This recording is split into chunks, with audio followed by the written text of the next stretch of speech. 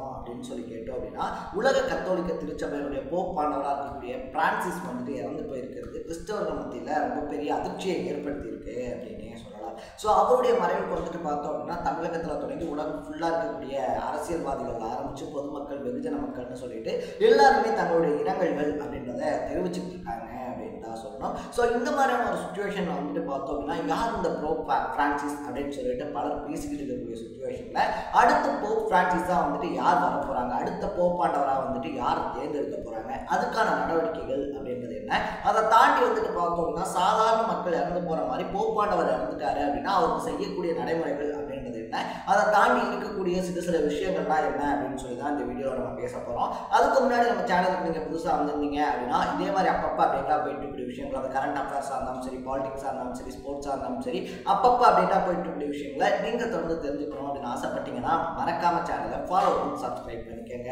So first of all வந்துட்டு பார்த்தோம் அப்படின்னா போப்பாண்டவருடைய மறைவு அப்படின்றது இருக்கு இல்லையா, அவர் கடந்த ஒரு மாசமாகவே வந்துட்டு பார்த்தோம் அப்படின்னா உடல்நிலை சரியில்லாமல் தான் இருந்தார். அதுவும் பிப்ரவரி மந்த்லலாம் பார்த்தோம் அப்படின்னா பிப்ரவரி டு மார்ச் அப்படின்றதுல வந்துட்டு கிட்டத்தட்ட 1.5 மாதம் வந்துட்டு ஹாஸ்பிட்டல்லே இருந்தார் அப்படின்னே சொல்லலாம். அப்பயே வந்துட்டு அவருடைய உடல்நிலை அப்படின்றது ரொம்ப சீரற்ற இருக்கு.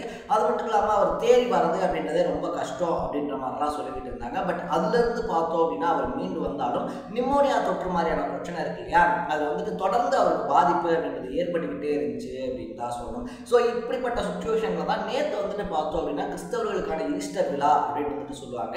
ஸோ அந்த நிகழ்ச்சியில் வந்துட்டு பார்த்தோம் அப்படின்னா அதுலேயுமே போப்பாண்டவர் வந்துட்டு உரை அப்படின்றது நிகழ்த்துறாரு. அதுக்கப்புறமா போய் தூங்க போனவர் இன்னைக்கு காலையில் ஒரு 7:30 மணி அளவில் வந்துட்டு இயற்கை எழுதிட்டார் அப்படின்ற நியூஸை வந்துட்டு வாடிகன்ல இருந்து அஃபிஷியலாக அனௌன்ஸ் பண்ணுறாங்க அப்படின்னே சொல்லலாம். ஃபர்ஸ்ட் ஆஃப் ஆல் வந்துட்டு போப்பாண்டவர் இறந்தது அப்படின்றத உறுதிப்படுத்துறதுக்கே பலகட்ட நடவடிக்கைகள் இருக்கு அப்படின்னு வந்துட்டு சொல்றாங்க. முதல்ல வந்துட்டு வாடிகன் நிர்வாகி ஒருத்தர் போயிட்டு பார்த்தோம் அப்படின்னா போப் இறந்துட்டாரு அப்படின்றத உறுதிப்படுத்துறதுக்காக அவர் காதுகள் கிட்ட நின்று 3 டைம் பார்த்தோம் அப்படின்னா அவருடைய பேர் சொல்லி கூப்பிடுவாங்க. அவர் வந்துட்டு எந்திரிக்கல அப்படின்னா போப் இறந்தது வந்துட்டு உறுதி செய்யப்படும் அப்படின்னு வந்துட்டு சொல்றாங்க. இதுக்கப்புறமா தான் வந்துட்டு அந்த வாடிகன் நிர்வாகி இருக்கார் இல்லையா, அவர் போய் 3 டைம் பேரை சொல்லி அதுக்கப்புறமா போப் ரியாக்ட் பண்ணல அப்படின்னும் போது தான் வந்துட்டு துக்கமணி அப்படின்றது வந்துட்டு ஒழிக்கப்படும் அப்படின்னு சொல்றாங்க. ஸோ அந்த துக்கமணி ஒழிச்சதுக்கு அப்புறமா தான் பார்த்தோம் அப்படின்னா உலகத்தில் இருக்கக்கூடிய எல்லா தேவாலயங்களுக்கும் இந்த மாதிரி போப்பாண்டவர் இருக்கார் இல்லையா, அவர் வந்துட்டு மரணம் அடைஞ்சிட்டாரு அப்படின்ற செய்தி வந்துட்டு எல்லாத்துக்குமே அஃபிஷியலாக சொல்லப்படும் அப்படின்னு வந்துட்டு சொல்றாங்க. இதுக்கப்புறமா என்ன பண்ணுவாங்க அப்படின்னு சொல்லி பார்த்தோம்னா போப் இறந்ததுக்கு அப்புறமா அவர் வாழ்ந்து வந்த வீடு இருக்கு இல்லையா, அந்த வீட்டை வந்துட்டு முழுசா மூடிடுவாங்க அப்படின்னு சொல்லப்படுது. முன்னாடி காலத்துலலாம் வந்துட்டு பார்த்தோம் அப்படின்னா யாரும் வீட்டுக்குள்ள வந்துடக்கூடாது அப்படின்றதுக்காக முன்னாங்க.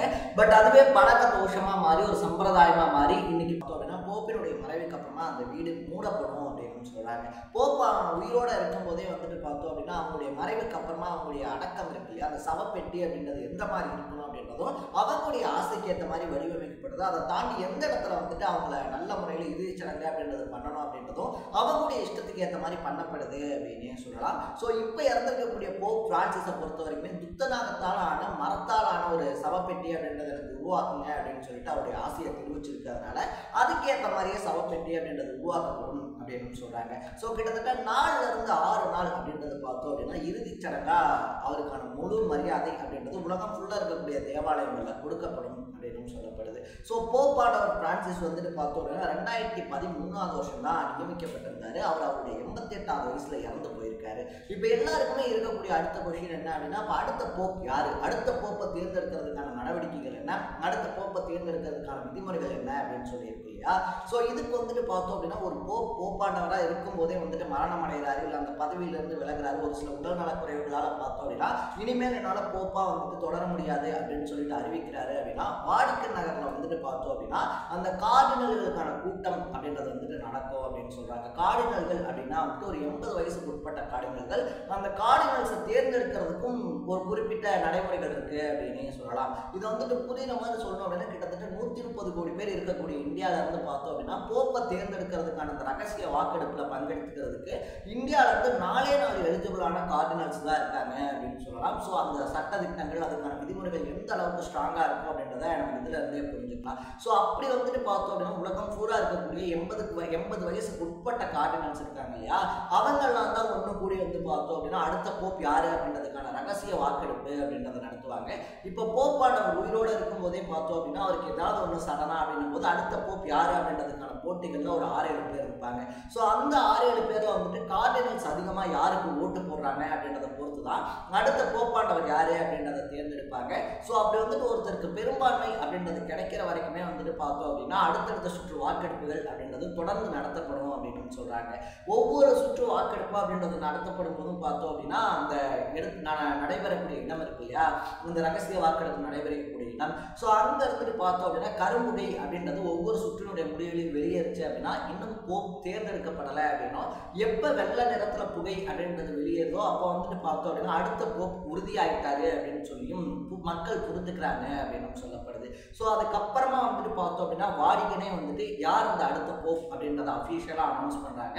அந்த போப்புக்கு வந்துட்டு பார்த்தோம் அப்படின்னா முன்னாடி இருந்த போப் இருக்கா இல்லையா, அவருடைய செயல்பாடுகள் அவர்கிட்ட இருந்து என்னென்ன மாதிரியான விஷயங்கள் அப்படின்றத எடுத்துக்கணும் அப்படின்னு சொல்லப்படுது. அட் த சேம் டைம் வந்துட்டு பார்த்தோம் அப்படின்னா முன்னாள் போப்பா இருந்தவர் இறக்கும் போதே அவர் கையில போட்டிருக்கக்கூடிய மீன் சின்னம் இருக்கக்கூடிய மோதிரத்தையா இருந்தாலும் சரி இல்லை முத்திரையா இருந்தாலும் சரி நசுக்கி அழிச்சிடுறாங்க. ஏன்னா அப்படி நசுக்கி அழிச்சதுக்கு அப்புறமா தான் இன்னொரு போப் அந்த இடத்துக்கு வரணும் அப்படின்றது சம்பிரதாயமாகவும் ஃபாலோ பண்ணப்படுது அப்படின்னு சொல்லலாம். ஏன்னா இயேசுவா இருந்தாலும் சரி இயேசுனுடைய சீடர்களா இருந்தாலும் சரி மீன் பிடிக்கிறதுல வல்லவர்கள் அப்படின்றதுனால பார்த்தோம் அப்படின்னா அதுக்கும் இந்த மீன் சின்னம் இருக்கக்கூடிய மோதிரத்துக்கும் ஒரு தொடர்பு இருக்கு அப்படின்னு சொல்லப்படுது. ஸோ அந்த மீன் சின்னம் இருக்கக்கூடிய மோதிரம் இருக்கு இல்லையா, அது முத்தமிடுறது இயேசுவையே நேராக முத்தமிடுற மாதிரி அப்படின்னு சொல்லப்படுது. ஸோ இந்த மாதிரி பலகட்ட விதிமுறைகளுக்கு உட்பட்டு தான் அடுத்த போப் அப்படின்றது தேர்ந்தெடுக்கப்படுவாரு அப்படின்னு சொல்லலாம். ஸோ உலக அமைதிக்காகவும் எந்த ஒரு பிரச்சனைனாலும் அதில் வந்துட்டு அமைதியை நிலைநாட்டுங்க அப்படின்னு சொல்லி தன்னுடைய வாய்ஸ் ஓவர் அப்படின்றத முதலாக வச்ச போப் பிரான்சிஸ் இறந்திருக்கிறது உலக மக்களுக்கே ஒரு ரொம்ப பெரிய இழப்பு அப்படின்னே சொல்லலாம். ஸோ இந்த நேரத்தில் அவருடைய ஆத்மா சாந்தி அடையணும் அப்படின்னு சொல்லி நம்மளும் நம்ம சேனல் சார்பாக ப்ரே பண்ணிக்கலாம். அட் த சேம் டைம் நீங்கள் இதே மாதிரி அப்பப்போ அப்டேட்டாக போயிட்டு கூடிய விஷயங்கள், அது கரண்ட் அஃபேர்ஸாக இருந்தாலும் சரி பாலிடிக்ஸாக இருந்தாலும் சரி ஸ்போர்ட்ஸாக இருந்தாலும் சரி அப்பப்போ அப்டேட்டாக போயிட்டு கூடிய விஷயங்களை நீங்கள் தெரிஞ்சுக்கணும் அப்படின்னு ஆசைப்பட்டீங்கன்னா மறக்காம சேனலை ஃபாலோ பண்ணி சப்ஸ்கிரைப் பண்ணிக்கோங்க. நாளைக்கு இதே மாதிரி ஒரு இன்ட்ரெஸ்டிங்கான வீடியோட சந்திக்கலாம். Tata, bye by.